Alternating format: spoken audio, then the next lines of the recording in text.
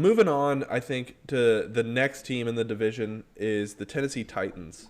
Um, I I mean, I kind of like what they did. Yeah, I yeah. I mean,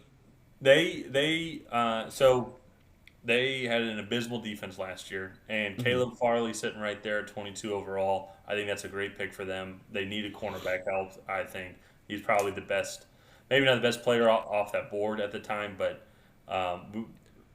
you can make an argument the best player on the board was maybe Travis Etienne or Najee Harris, and they don't really need a running back at that time. So getting Caleb Farley and having him drop to them, I think is a great pick to add some cornerback help. I'm definitely looking forward to seeing him develop here with Tennessee because he's going to get some playing time because they're very thin at the cornerback position. Uh, mhm. then I really like their next pick to Yeah, help continue uh, protection for Derrick Henry. Dylan Redun's someone who kind of flew in under the radar, mhm, I believe, until the Senior Bowl, where he actually kind of dominated the Senior Bowl and mhm. really helped increase his draft stock. I think it's going to be a great pick, especially then to go alongside Taylor Lewan, who is their Mhm. franchise left tackle. Yeah. Does he I think project more as a guard at the next level? he might be more of a guard. He might be a little bit smaller. And so then imagine then Taylor Lewan and then Dylan Redun's at left guard as well. Mhm. That's going to be a pretty strong tandem, I think. That is the combo. But either way, if he is at right tackle or right guard, he's going. That's going to help add a lot of protection for that run game and play action game as well. Mhm. Um, Yeah, no. I really agree. They killed their first two picks. Like they knocked them out of the park. yeah. Um, Mhm. Monty Rice is a decent pick, but I'm gonna go down a couple rounds to actually my favorite value that they have. Rashad Weaver out of Pittsburgh in round four, 135. I mean, he was a guy that a lot of people had in the second round, and they got him 2 rounds later. Yeah. So, Well, and that's the thing. Their Titans defense had an abysmal season last year, and they had trouble getting to the quarterback. They had trouble pass protecting as well, which is very interesting how they did just a complete 180 flip from the year before, where they were all defense and very run heavy.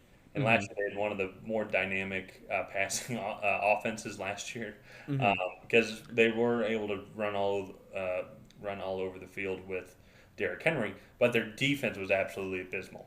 And so hmm I think adding Caleb Farley, getting Rashad Weaver, adding Monty Rice as well, I think a good spread amongst the positions. hmm Amongst those three defensive picks. Um, I finish off the good for this draft. I think that it is those solid picks. I think they can come in and start and impact the team immediately. yeah, The no. one thing, Well, as they I need them to. They need them yeah, to.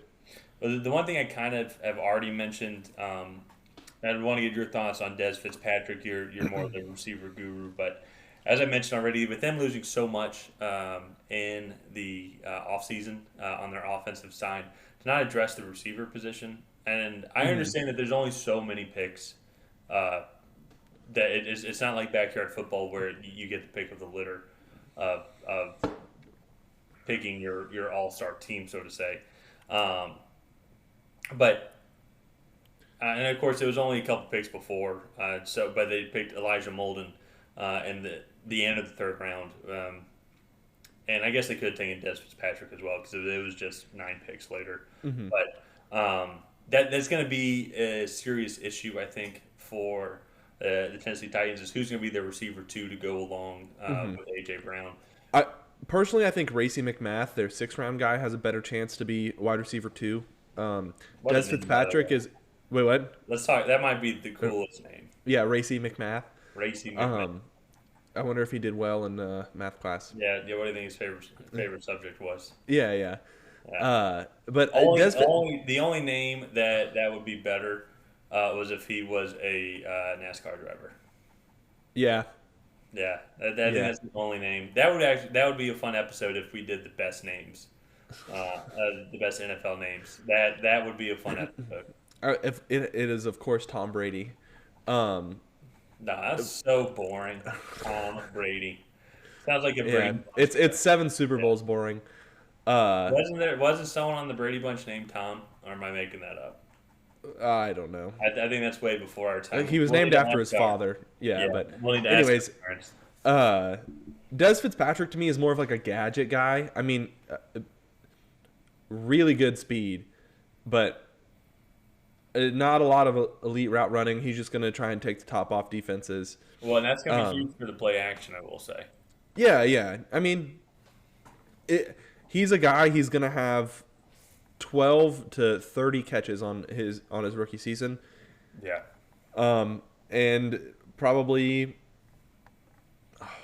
150 to 250 yards. Like, I mean, so Hmm. I for me that's what he is. Again, I think McMath has a better chance to become what they're looking for. But overall, I think they did a very good job. I like Elijah Molden as a corner. I love the Rashad Weaver pick. Uh, Would you say is Elijah Molden more developed as a cornerback than Caleb Farley? Because I know Caleb Farley is kind of raw. He came to Virginia Tech as a receiver. Uh, um, I'm gonna say no, but Elijah Molden is more specifically a slot corner. okay. Um, and he just has that short area quickness that a guy like Caleb Farley, who's a little bit bigger, does not have. Yeah. Um, but I mean, when you draft a guy specifically as a slot corner, he's usually going to be pretty good at it. Like, so, granted, all these guys are good at their job, but if that is a guy's specialty is covering slot receivers, and you draft him that high, I mean, I think you expect him to come in and start day one. Granted, Caleb Farley is expected to start day one too, but Yeah. They'll for me, they'll need to honestly. yeah, yeah, but they're totally different prospects in my opinion. Yeah. So, Yeah. Okay. All right. Well, that makes but sense yeah, actually. But to kind of wrap up the Titans, how do you agree with the draft, and how do you think they're going to do this year? I'm gonna give their draft an A minus. With that Des Fitzpatrick pick, Amon-Ra St. Brown and Tylan Wallace were still on the board. Both guys that are better route runners and better natural hands catchers than Des Fitzpatrick. Monty Rice, I like the pick. I don't love it, but I like the pick. Uh, so I'm gonna give it an A minus. For me, I think they're gonna be just over 500. I'll say 9-8 or 10-7. Uh, just because they're gonna play Jacksonville and Houston twice, and then I think they'll be able to just grind out some games. They'll play a team that does not have a good run defense, and they'll just be able to grind it out Yeah. against them. Yeah. And I think that's how they're gonna have to win games. It'll be interesting to see without Arthur Smith there how that defense does, that offense does. Yeah. Um, but I don't know. I'm gonna go 9-8, 10. I'm gonna go 10-7. Final answer. They'll be second in the division. Okay. Okay. So So, I think so. Do you want to start with the draft? So I'm actually going to give them a B. I like I like several picks, but there's also just as they didn't address the receiver position a little bit earlier, maybe a little hmm bit better talent is yeah. going to be the reason why. Um, and that's probably not super fair. I'll acknowledge it's probably not super fair on Tennessee because picks that they did get before their first receiver pick are solid picks, I think. Um, and uh, the difference, I guess, between picking or a receiver at third 100 to fourth 109 isn't that big a difference. But um, I'm very curious to kind of see how they end up doing. I'm especially with the development of Caleb Farley, as I said, he's I think a good pick for them. But if he's probably going to come into the NFL, he's probably going to be kind of raw. So hmm I'm curious to see how he develops and how he pans out. The Titans, I do think that they'll potentially be fighting for a playoff spot. I think they're going to have a tough time by the end of the year going up against Jacksonville. I think, hmm and then we're going to slowly start to see um, that tide switch where Jacksonville, I think, will become the second best team. They're going to beat Houston both times, especially if Deshaun Watson doesn't come back, because that whole organization is just really just kind of in a shamble, so to say.